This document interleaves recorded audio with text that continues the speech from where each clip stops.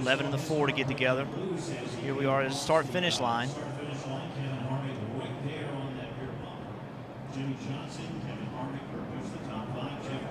It just pushes the 3 up into the air enough that it rolls over the top of a car.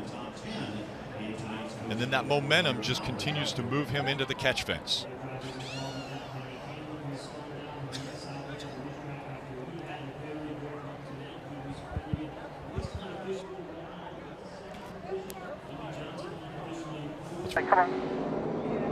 All 4 Hendrick cars involved. Casey Kane as well. A lot of damage to the 48, the 78. And the frustration of speedway racing is this is it.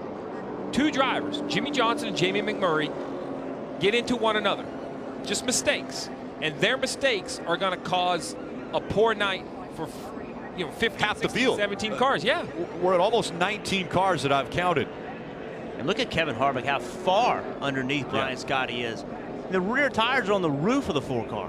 Matt DiBenedetto in the 83 is up underneath the 4. And the sparks flying. So much sheet metal damage. I think a mechanical issue or a tire down.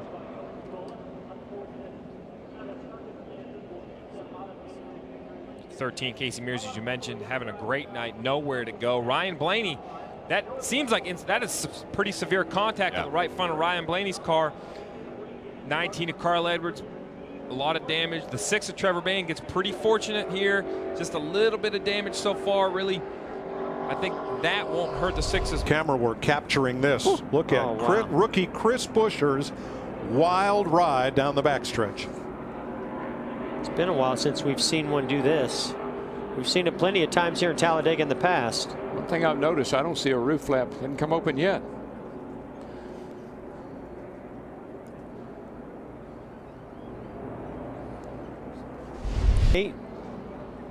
Right there. Wow, Is great that camera work. Tight shot. Watch this. Right up into Paul Menard. Just gets it a little bit on that corner, and it turns a 48 dead right. Yeah, sort of like the 48 was turning a little bit to the right. The 41 was turning a little bit to the left, and that little bit of slight contact. What a shame. Look at all those cars. You could see the hood flap coming up in the air on the 41 as he got close to the 41. So you're also losing front downforce if you're the car behind. You're taking the air off of the car in front of you. Really lightens the back of that car up as well. Then you make contact. Or are you going to push me? Yeah, car's destroyed. I mean, he just drove through me the whole front straightaway. Now, prior to the crash, here's audio from Kurt Busch's side. Hard to see exact distance out the front. When I'm on the 48, I don't know where he is in relationship to the car in front of him. Couldn't exactly make out what No, I'm not sure what he said.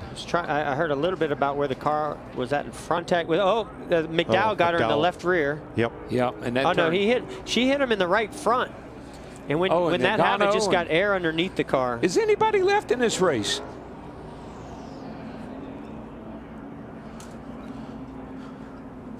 Let's watch from the Goodyear aerial coverage, and you'll see several things happen here as Kenseth's car comes back down to earth. I can tell you a lot of teams are going to be freezing those shots to look underneath this car when they leave here. No, I saw that. It's not David, he's one to be on the bottom of the racetrack. He wants to get behind the 88 because he thinks that's the best line, but he just doesn't have it synced up. He did not get a good view of the 15, turned down on the 15s. Nothing Clint Boyer could do right there. All he could do is get into him, and then everything behind him was just as a result of trying to miss this wreck. And you could hear in that, you could hear Eric Amarola lift off the throttle. You could hear him slowing down, and the guys behind him, they just couldn't get. You saw Joey Logano trying to slow down. Somebody got into the back of him, got him turned around. That's a typical Daytona wreck right there. Dave, you got some on the 22? And now it's damage control time for the... He had 2 cars in front of him. That took all the air off his car, and when it did, around that thing went. That's a sign for me that these cars are not handling great. And you see here, it's a great opportunity to see some of the safety initiatives in this car. When that 19 gets sideways, you see the distance between the car and the asphalt. It starts to lift. As that car lifts, the roof flap opens, the hood flap opens, the car settles back down. That's huge. You know, What happens? The 42 of Kyle Larson completely sideways. he gets down to the apron. You see the sparks where the track bar mount hits the ground. He saves it, but he comes up the track, has no choice but to connect with the 19, who then starts to spin.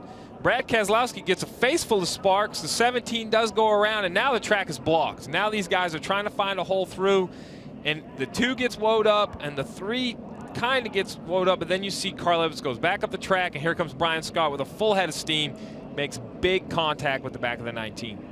Yeah, Brian Scott looked like he was going to be able to get through this clean. He was accelerating to try to get by the cars, but then up came Carl Edwards from the bottom of the track. There's nothing you can do in that situation. You know, he just was coming at such a high rate of speed. Really nothing Brian Scott. It's a couple times, and then Brian Scott was real curious about the underside of the car, and I had no clue what happened. It's like I'm going to flip over frontwards, but I guess nobody got hurt, and we'll just go race at Kentucky next week. Wesley Sherrill, your car chief, says he can fix it, and you can go out and wreck again if you'd like to. Yeah, I mean, it's still in generally the right shape. I mean, it still looks like that he never got touched by Casey Kane. He tried to fill that spot. The air got taken off the back of the car, got loose, around he went, caused a big wreck. There's that air cushion that Martin Truex Jr. was mentioning earlier. They didn't actually make contact, but around went the 20. Yeah, we've seen this. You know, this is the 4th incident we've seen where cars start to get spun around just by being around other cars or being in situations where they had a lot of air and then they lost it. So this is something new. We haven't been seeing this at Daytona. You know, we talked about track position at the top of the night. The 88 on the last pit stop decided to take forward. To get in this wreck. He ultimately didn't get hit, but he had to be wondering what was getting ready to happen. There's more of that grass here at Daytona that Kyle Busch has talked about. We've seen this. Got together. Yeah, we have. We've seen this time and time again. You see the splitter makes huge contact with the grass. The car starts to bounce. Luckily, it lands on all 4 and just continues to spin. But we've seen this. The 9 goes to make a move, looks for that inside line, wasn't clear of the 1, drives across his nose, ends up spinning through the grass. Tore the splitter completely off when it grabbed the grass initially. And then once again, hit hard and up into the air. A wild ride for Sam Hornish Jr. He's still driving it. Look at those hands. Still driving it. And listen, I know I make it sound simple that he drives across the 1, but Sam Hornish is trying to go forward. He's not changing lanes to get out of the way. He's changing lanes to try to get in the right lane, to try to make something happen. All the way back in 13.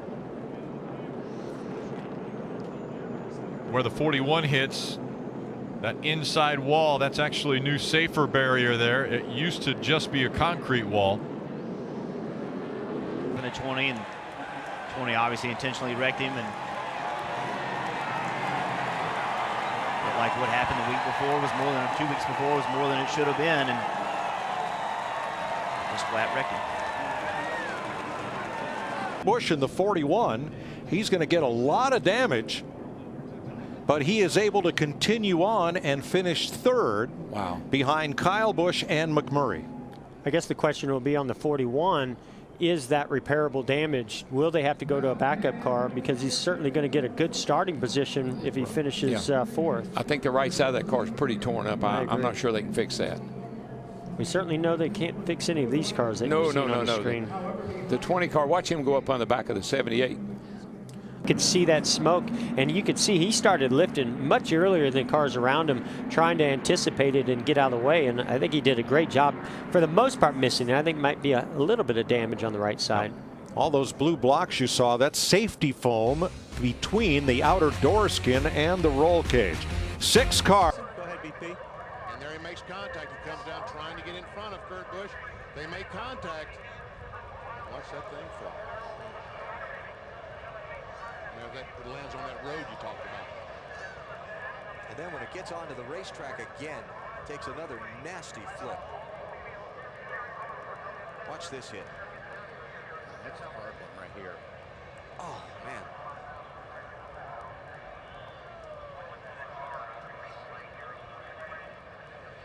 They all look pretty hard. Yeah, they do. I don't want to be in there in any of them. Like I said, that car really held up well. bad right here when he comes up in front of traffic. Reed Sorensen makes the impact. Scott Speed got a piece of it also. The car's actually going backwards when it starts to lift up and go over and begin to tumble. Yeah, it's just being pushed, and it's kind of dug in a little bit, and it was continued to get pushed there. That's what got it up and rolling. And here we talk about how high the banks are here, and you see he's just tumbling down that bank. There's so much height difference right there from the top of the bank down to the apron. Yes, sir. See Michael Waltrip just barely catching the left rear quarter panel of Kevin Harvick. Get him involved. Stewart's car upside down on top of Casey Kane's number 5.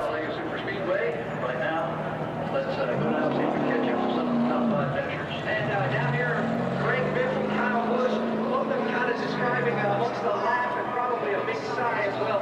How will they got this? Incredible.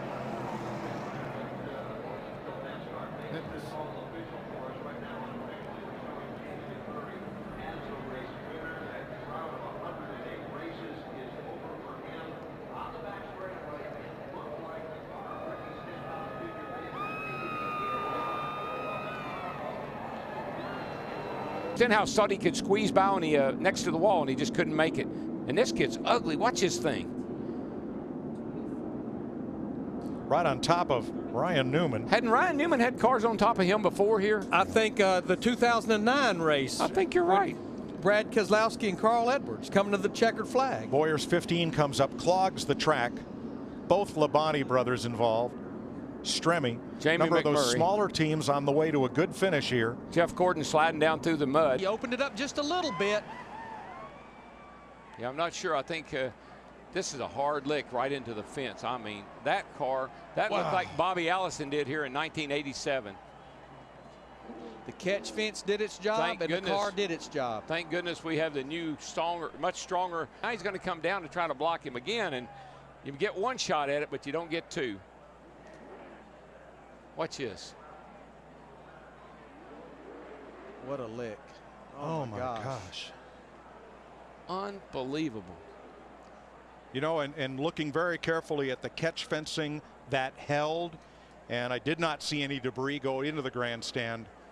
And that certainly is unbelievable. Is very gratifying to see. Well,